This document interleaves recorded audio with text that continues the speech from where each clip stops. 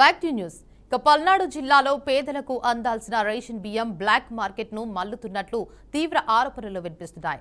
నకరికల్లు గ్రామానికి చెందిన శ్రీనివాసరావు నాయకత్వంలో వెంగళరావు, సైదారావు తదితరులు ఈ రేషన్ ముఠాను నడిపిస్తున్నారని సమాచారం. అలాగే పిడుగురాళ్లకు చెందిన త్రినాథ్ కూడా ఈ అక్రమ రవాణాలో కీలక పాత్ర పోషిస్తున్నాడని స్థానికులు చెబుతున్నారు. ప్రభుత్వం ఉచితంగా లేదా తక్కువ ధరకు అందించే బియ్యాన్ని కార్డుదారుల నుంచి కిలోకు 10 నుంచి 15కి కొనుగోలు చేసి బస్తాను 1500 వరకు అమ్ముతూ మాఫియా కోట్ల రూపాయలు దండుకుంటుంది. నాసి రకం రేషన్ బియ్యాన్ని రైస్ మిల్లుల్లో పాలిష్ చేసి సన్న బియ్యం పేరుతో మార్కెట్లో విక్రయిస్తున్నట్లు ఆరోపణలున్నాయి.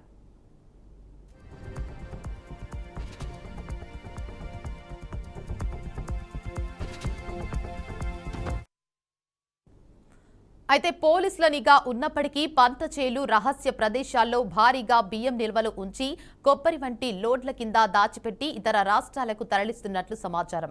ఇక ఇదే పరిస్థితి వినుకొండ నియోజకవర్గంలో కూడా కనిపిస్తోంది. రాత్రికి రాత్రే సివిల్ సప్లై గోదాముల నుంచి బియ్యం అక్రమంగా తరలిపోతుందని చెబుతున్నారు. డీలర్లు కార్డుదారులకు కేవలం 10 ఇచ్చి బయోమెట్రిక్ వేయించి బియ్యాన్ని తిరిగి సేకరిస్తున్నారని ఆరోపణలున్నాయి. ప్రతి మండలంలో మాఫియా ఏజెంట్లు డీలర్ల వద్ద సేకరించిన బియ్యాన్ని రైస్ మిల్లులకు తరలిస్తున్నట్లు సమాచారం.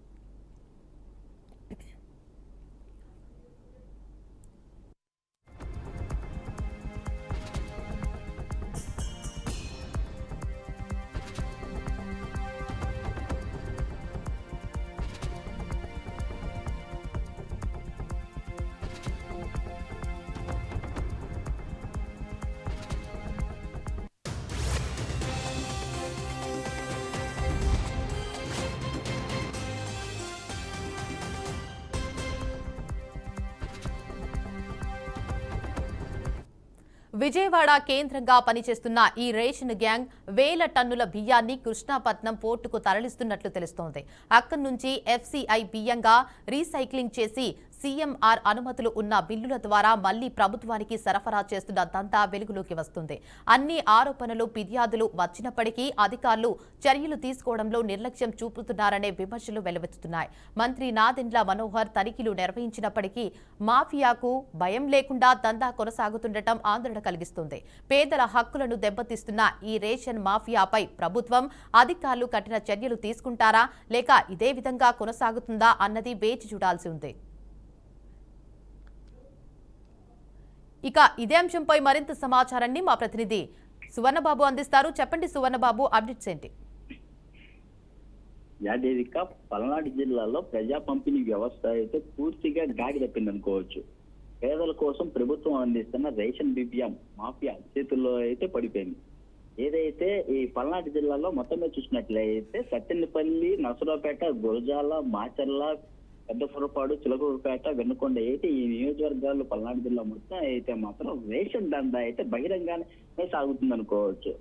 అధికారులు కళ్ల ముందు నుంచే ఈ అక్రమ వ్యవహారం అయితే జరుగుతున్నాయని చెప్పని పెద్ద ఎత్తున ఆరోపణలు వినిపిస్తున్నాయి. అసలు స్థానిక నాయకులు పేర్లు చెప్పుకుంటూ కోట్ల రూపాయల వ్యవహారం నడుస్తుందని అయితే కొంతమంది బాధితులు అయితే చెప్తున్నారు. అంటే మాకు బియ్యం అందకుండా ఇట్లా వాళ్ళ అఫీషియల్ గానే ఇట్లా తీసుకొని వెళ్తున్నారు అని వాహనాలు కూడా చూపిస్తున్నారు. అంటే ఆ వాహనం దగ్గరికి వెళ్ళి అడిగినప్పటికీ మా వెనకాల పేరున్నారు పొలిటికల్ లీడర్స్, వాళ్ళ పేరుని చెప్తున్నారు. మేము ఎవరికి అందాల్సినవి వాళ్ళకి ముట్ట చెప్తుంటే కాబట్టి మేము ఇట్లా అఫీషియల్ గానే ఇలా చేసుకోవాల్సిన పరిస్థితి వస్తుంది. ఏదైతే శివ, రామిరెడ్డి, ఎస్ శ్రీనివాసు, త్రినాథు, అంజి ఏదైతే నకరికల్లో శ్రీనివాసు మిల్లు దగ్గరికి ఏదైతే డంప్ చేసుకుంటూ అక్కడి నుంచి డైరెక్ట్ గా పోటీకి తరలించే ప్రయత్నం చేయాలి. అంటే కొన్ని చోట్ల అయితే మాత్రం కొన్ని నియోజకవర్గాల్లో ఒక దగ్గర నుంచి మరొక దగ్గరికి అంటే ఎవరికి అనుకూలంగా వీలుని బట్టి చూసుకొని అందుబాటులో ఉన్న మిల్లు దగ్గరికి తీసుకొని డైరెక్ట్ గా లారీలో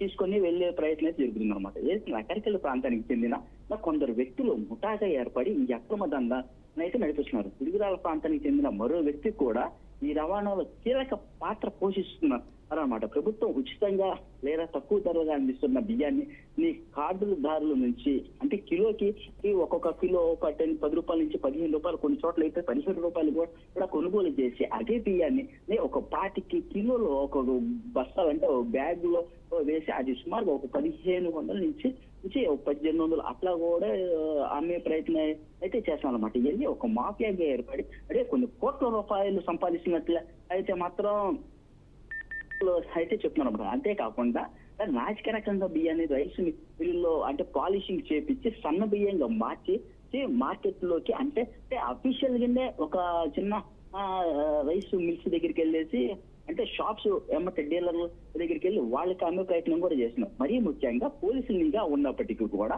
పంట చేలలో నుంచి అంటే పొలాల మధ్యలో రహస్యంగా గోధుమలు కేంద్రాలుగా అయితే మారుతున్నాయి అన్నమాట. భారీగా బియ్యాన్ని నిల్వ ఉంచి ఇతర సరుకులు లోడుతో కింద దాచిపెట్టి అంటే ఒక మాఫియా ఒక దొంగల ముఠాగా అసలు పోలీసు కళ్ళు కప్పే ప్రయత్నం కూడా రాష్ట్రాలు కూడా దాని పంపించే ప్రయత్నం అయితే కూడా చేస్తున్నారు.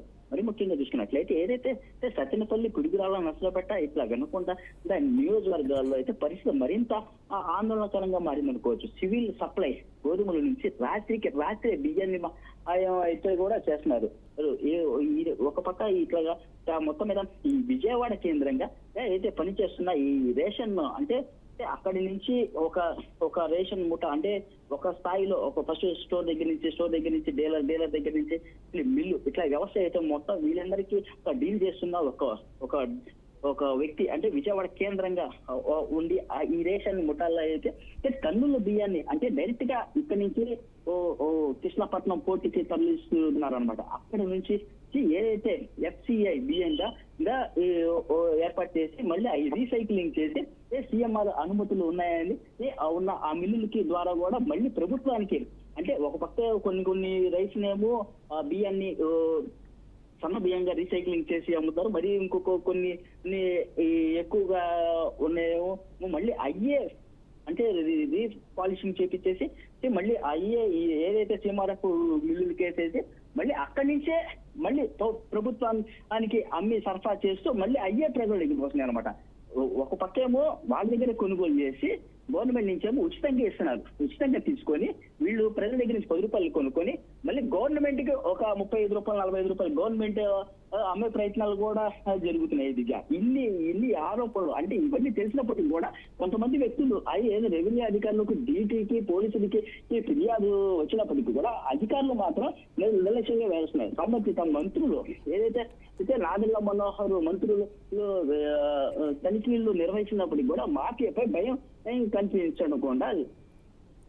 కనిపించకుండా వాళ్ళు రాయల్టీనే చేస్తారనమాట. అయితే ఒకనొక టైంలో అంటే గవర్నమెంట్ ప్రజలకు అందాల్సినవన్నీ అందే విధంగా ఉండాలని ఏదైతే కూటమి ప్రభుత్వంలో ఉన్న డిప్యూటీ సీఎం పవన్ కళ్యాణ్ తనిఖీలో భాగంగా రేషన్ బియ్యం ఇతర రాష్ట్రాలకి తరలిస్తున్న షిప్ ని అంటే ఆ యార్డ్కి వెళ్ళి మరి సీజ్ ద షిప్ అనే పరిస్థితి కూడా ఒకసారి ఒకనొక టైంలో అయితే మాత్రం ఆ సీజ్ ద షిప్ అనే పదం అయితే రాష్ట్ర వ్యాప్తంగా తెలుగు రాష్ట్రంలో వ్యాప్తంగా అయితే ఒక చర్చనీయాంశంగా మారింది.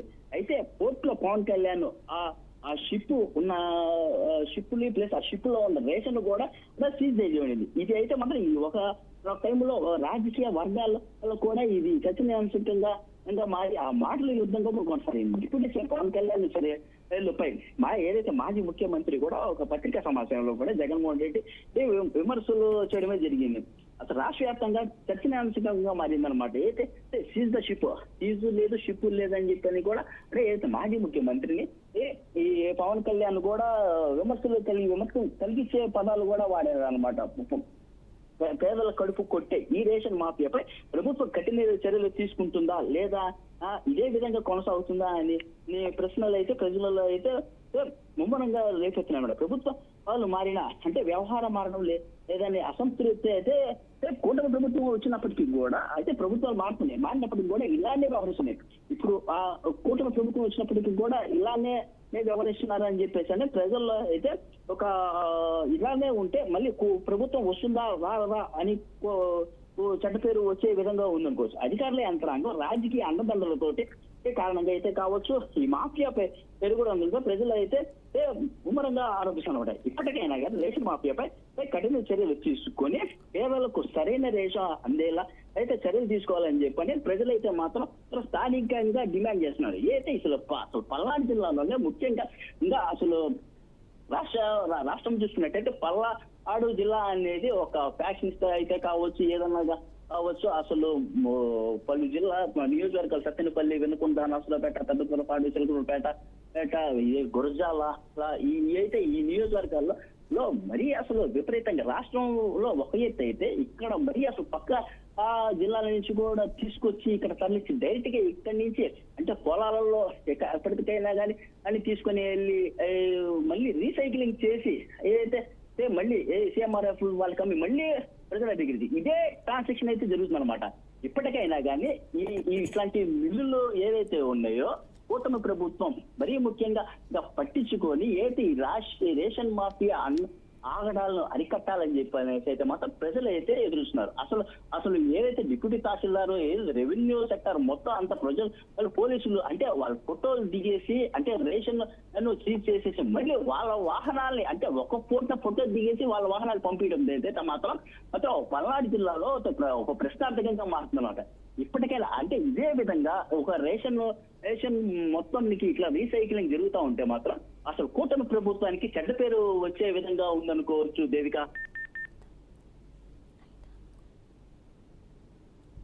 Right, thank you for the update Suvarna Babu.